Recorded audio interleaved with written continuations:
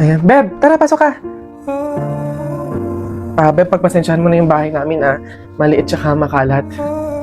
Beb, ano ka ba? Ako na nga itong naki-overnight, to. Aarte pa ba ako?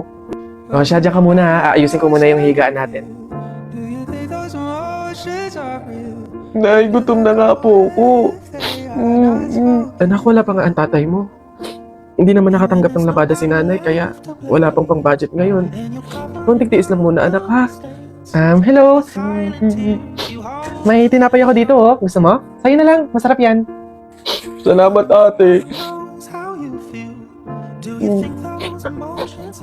Beb, eto na yung unan tsaka yung kumot na gagamitin mo.